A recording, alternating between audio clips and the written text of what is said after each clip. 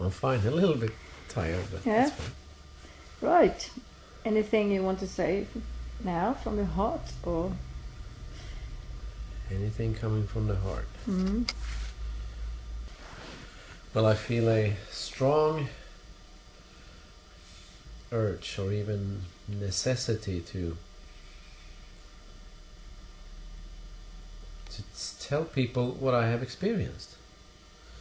And the idea is that I'm just any guy down the street. It's just that somehow I've had such deep experiences with love and sex that it's just mind-blowing.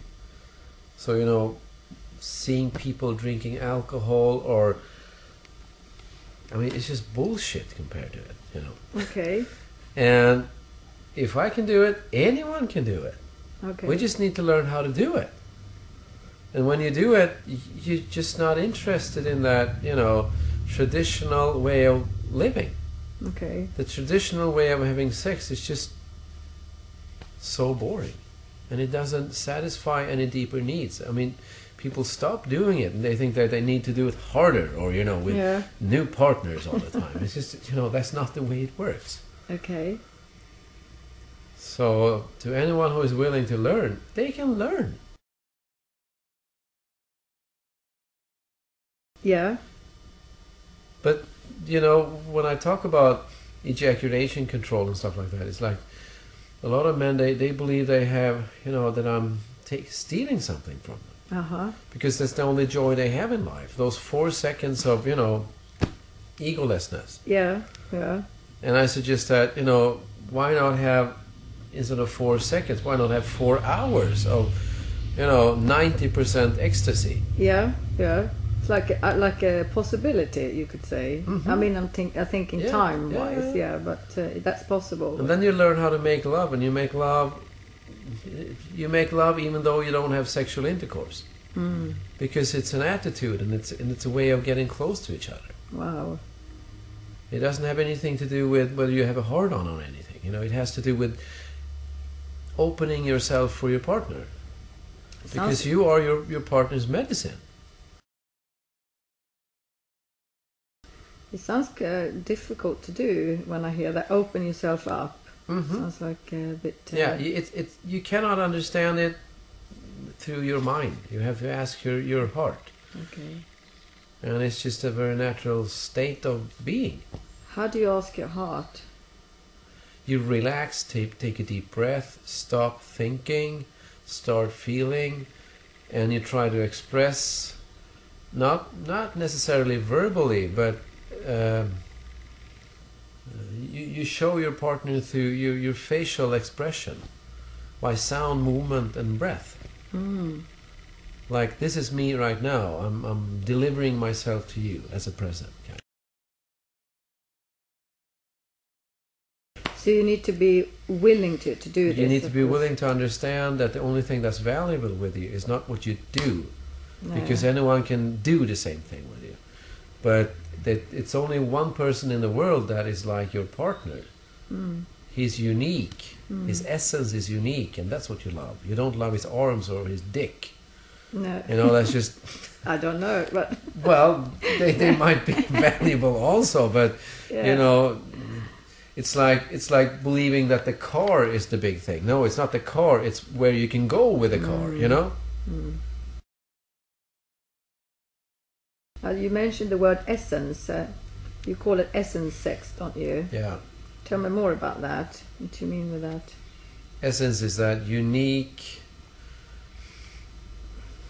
Another word for it would be soul power, or if you've ever seen a dead body, you know what death is. Mm. And then you all of a sudden realize that we are alive. So the only thing that would be interesting with us is how alive we are. Mm-hmm. So we need to increase our aliveness. Mm. And a lot of people live their lives, they decrease their aliveness. They become more and more boring, dull, ugly, fat, to be very precise with you. Their thoughts are, like they're trapped in a box. Yeah, yeah. So we need to increase the level of life, and that's the unique essence with you and me. Sounds like what you're about is to waking people up, you know, to We're wake asleep. up. And you know these very deep sexual experiences that I've had. It's like waking up, and then you wake up and start seeing things from a broader perspective. It's like you see love instead of see fear. This sounds quite big. It is big, Yeah, and you know when I talk about sex, it's not. It's just a vehicle for starting to be alive. It's not sex itself. I'm not here to teach a new technique so you will be a better lover. That's just being on the surface. Okay. Wow. We're fully here to share ourselves to the world. Yeah.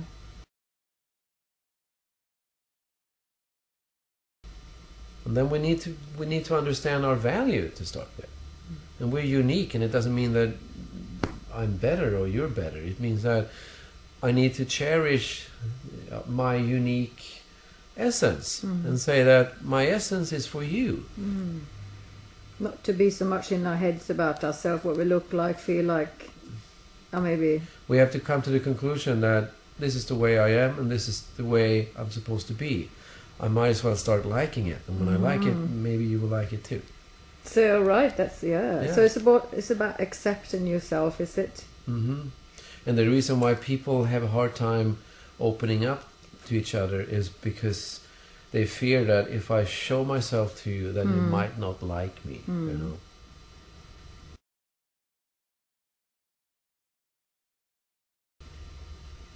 It's just a bit scary as well to me when you talk to me now. I can feel it. It's sort of you know. Yeah. Am I good enough? Can I do it?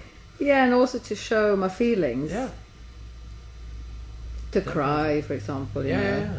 Because I'm not quite cry anyway. So if you start crying when you're together with your partner, then the attitude is that, oh, now I have tears for you. For my husband, partner, for my partner. And then he receives the tears like a present.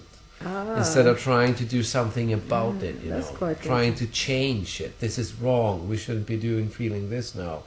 That's not the tantric attitude. I see. Okay. The tantric attitude is to say that right now, the reason why I'm here is because of this very moment right now with you. You might as well do the best out of this moment now. And now I cry. So tears are really what the world is offering.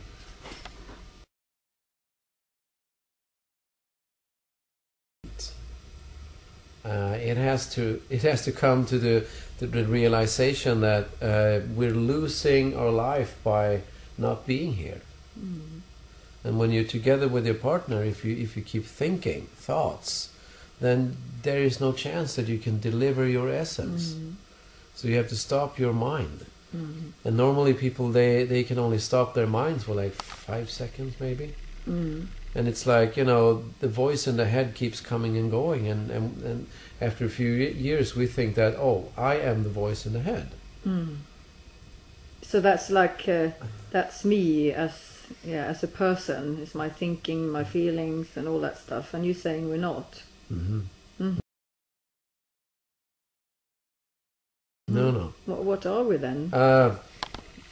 What are we?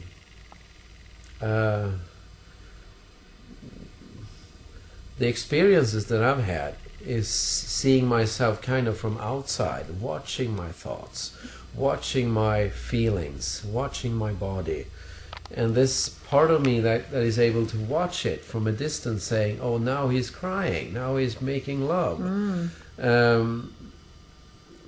is something that I consider being the deeper side of myself. And when you're in touch with that side of yourself, then you realize, of course, that you're not this being inside the skin. No. And then you start realizing that probably we are the same being. You know. Like one, is that so? We are all one, yeah. And then it's very interesting for me that you have a good life.